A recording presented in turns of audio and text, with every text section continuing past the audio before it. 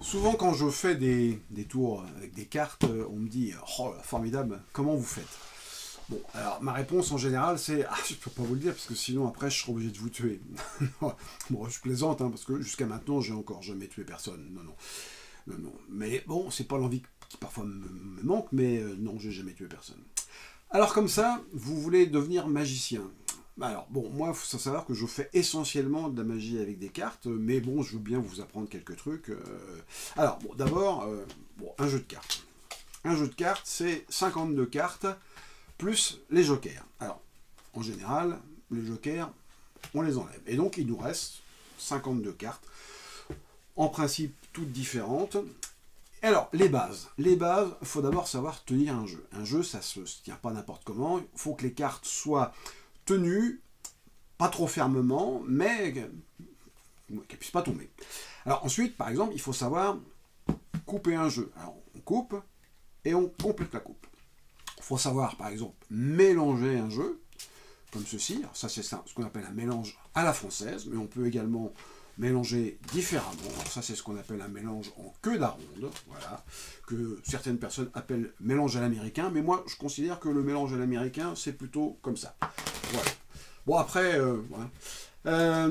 Il faut savoir faire choisir une carte, donc on étale les cartes d'une main à l'autre, comme ceci, on tend les cartes et la personne choisit. Qu'est-ce qu'il y a d'autre? Il y a plein d'autres choses. Ah, bon, déjà, on va commencer un petit peu avec vous. Alors, allez-y, montrez-moi, coupez le jeu, bien, complétez la coupe, prenez le jeu, mélangez, donc le spectateur mélange. Alors, donc ça, voilà, c'est ce que je vous ai dit, c'est le mélange à la française. Alors, il faut aussi savoir distribuer un jeu. Alors, distribuer un jeu, on le prend dans la main, hein, comme si on le tenait normalement, et puis avec le pouce, on décale, et puis on distribue les cartes comme ça. Alors, ce qu'on va faire, c'est qu'on va distribuer le jeu pour vous entraîner en deux tas égaux. Donc rappelez-vous, j'ai dit qu'un jeu c'est 52 cartes, donc 2 tas égaux c'est 2 fois 26 cartes. Alors allez-y, montrez-moi. Donc le spectateur prend le jeu et distribue les cartes. Alors bon, distribuer des cartes, c'est un petit peu fatigant. C'est bon voilà, il se passe rien. Alors ce qu'on peut faire, c'est qu'on peut chanter. Il y a un magicien espagnol qui s'appelle Dani da Ortiz qui chante. Je distribue les cartes en deux tas. Je distribue les cartes en deux tas. Et on peut même demander à la salle de participer. Et donc tout le monde dans la salle va chanter. Je distribue les cartes en deux tas. Alors, il distribue les cartes en deux tas. Et etc. Bon, jusqu'à ce qu'on ait tout distribué. Maintenant qu'on a deux tas, alors je vous ai dit, il faut savoir couper. Alors, ce que je voudrais, c'est que vous coupiez un des paquets, n'importe lequel, mais que vous gardiez en main le paquet que vous avez coupé. Ouais, comme ceci. Alors maintenant, la carte qui reste sur la table, là, vous la retournez face en l'air devant vous. Voilà, parfait. Et bah, vous remettez le paquet coupé sur son paquet d'origine. Bien, alors faites la même chose avec le second paquet. Alors sachant que on a des cartes, là ici on a un 7. Alors les cartes ont une valeur de l'As au 10, et après c'est valet, dame, roi, et en général c'est 11, 12, 13. Bon là pour notre apprentissage on va considérer que les figures valent 10. Ok, alors allez-y, coupez, retournez la carte, ah ben justement, et complétez une figure. Donc on va considérer que ça vaut 10. Alors maintenant, c'est vous qui choisissez. Vous allez prendre un paquet, n'importe lequel, et nous allons l'utiliser. D'accord. Alors ici, vous distribuez 7 cartes. 1, 2, 3, 4, 5, 6, 7. Et ici, bien évidemment, vous distribuez 10 cartes. 1, 2, 3, 4, 5, 6, 7, 8, 9, 10. Allez-y, posez le paquet à l'écart, on n'en a plus besoin pour l'instant. Et alors, prenez le second paquet. Vous voyez, 10 et 7 fait 17. Donc je voudrais que vous mettiez les cartes face à vous. Et alors, vous allez donc décaler les cartes légèrement, comme ça, d'une main vers l'autre. Et vous allez aller jusqu'à la 17e carte. Et vous allez mémoriser cette carte. Ok?